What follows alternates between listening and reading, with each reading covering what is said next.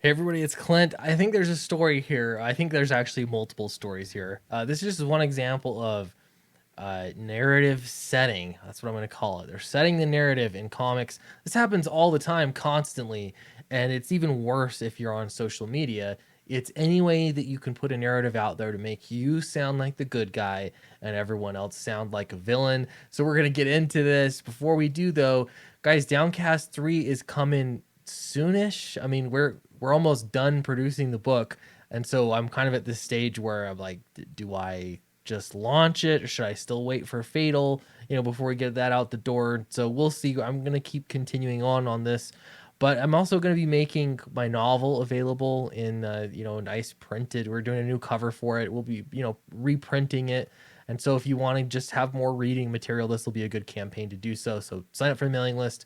Fatal's on Indiegogo right now. Look, we're getting closer to $93,000. If you haven't backed it yet, it's a great time to do so. And don't forget to check the updates. I've been updating the campaign so you can see what's going on with us. All right, so Cullen Bunn turned down DC exclusive deal to avoid screwing artists. What a fantastic human being. So this there's actually two levels to this. Bleeding Cool does this thing, especially Jude Terror, whenever he writes something, where you gotta make them sound ridiculous, essentially. So Cullen Bunn. So they're gonna go out of their way to make Cullen Bunn sound completely ridiculous, and at the same time, it makes Bleeding Cool sound super vindictive. And I don't know. I'm not trying to defend Cullen Bunn here.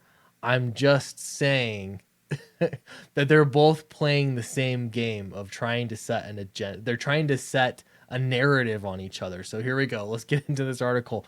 On March 14th, genetically engineered super writer Cullen Bunn celebrated his 10-year anniversary as full-time writer, and perhaps in an act of solidarity to his fellow professional writers, particularly those in the field of comics journalism, Bunn offered up a series of juicy tweets primed to be turned into a grade A clickbait article. Holy run-on sentence. Uh, First off, I'm already guessing here. I don't know, but I'm guessing that Cullen Bunn does not have a good relationship with Bleeding Cool. I'm gonna guess that he has criticized their journalism, in quotes, in the past, and that's perhaps part of the reason why this article is even being written, because it's a big who cares.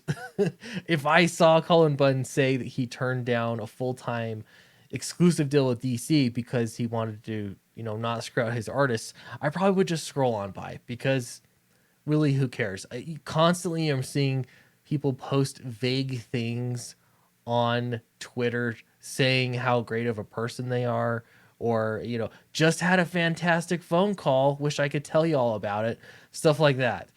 This kind of stuff happens all the time, and it's a way for, it to appear, at least publicly, that the wheels are turning, they're sought after, they're amazing. But the thing is, it happens so frequently that it just seems like, well, who cares? You shrug over it.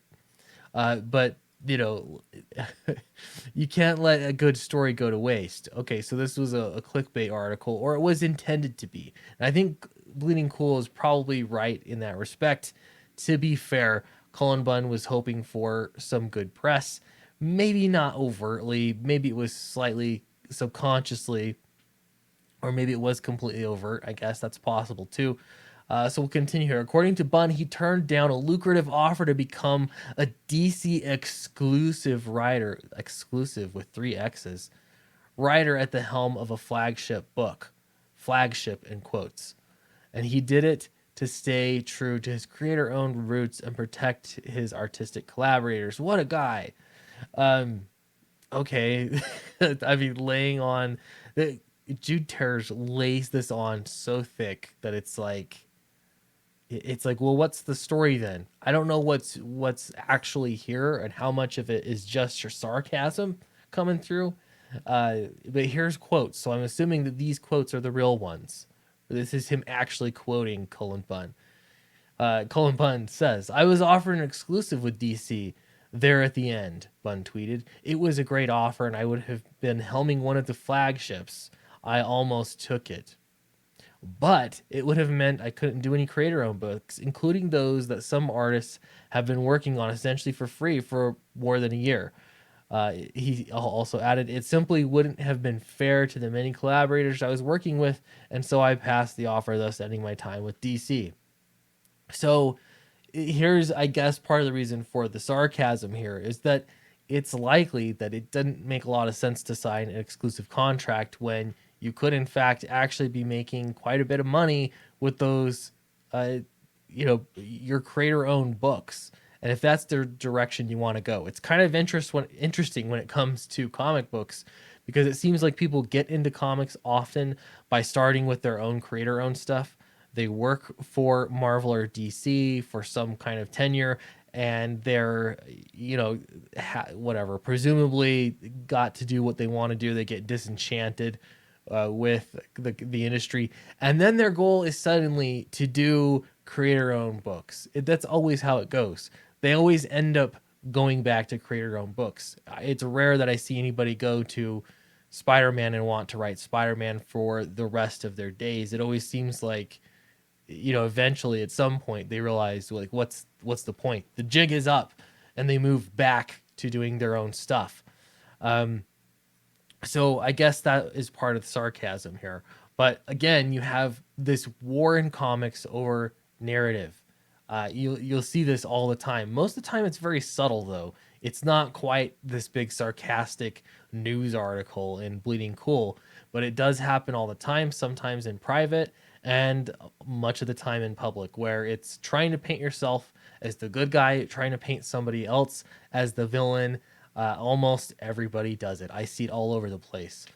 All right, so continue here. While that did end Bun's chances of becoming the next Jeff Johns, jeez, savage, Bun did come across another offer from DC, to join their planned 5G event. Unfortunately, things had changed according to Bun. Right before the pandemic, I was offered some new projects at DC, and I was very excited about getting involved with them in a big way again, tweeted Bun. Alas, the world has changed so very much.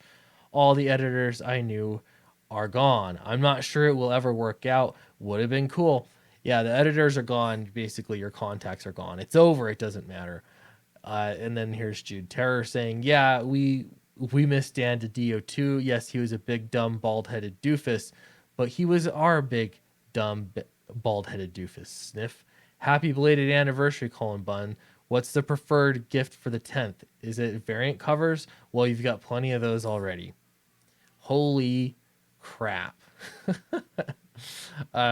Yeah, like, this is like, someone needs to go through counseling or something at this level of sarcasm. Holy cow.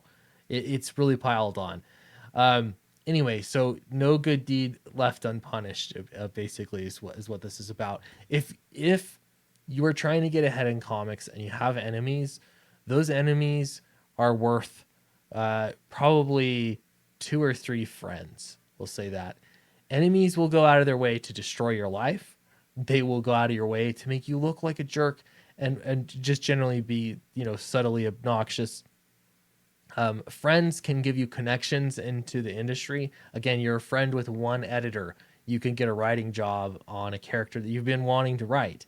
And yet at the same time, if they're an enemy of yours, you will never work in comics again. Luckily, I'm an enemy to everyone, it seems. And all I have to do is just put out my mild opinions on YouTube. That's all it takes, just mild opinions and sort of middle of the road takes on a lot of things. But that's enough to have enemies. So appreciate you for backing me, helping my campaigns and helping my comic career not only launch, but be sustained. I mean, I'm on book 3 now. We're publishing. Book 4 is going to be soon after or before, who knows. Like, I'm really putting out books here, so it's really cool. Been working on Dracula as well. People are asking about Dracula, and all this is made possible because I have the friends that matter, and that is fans that are willing to give me a shot, read my books, back books. You guys are all fantastic. So thanks very much, and I'll see you in the next video.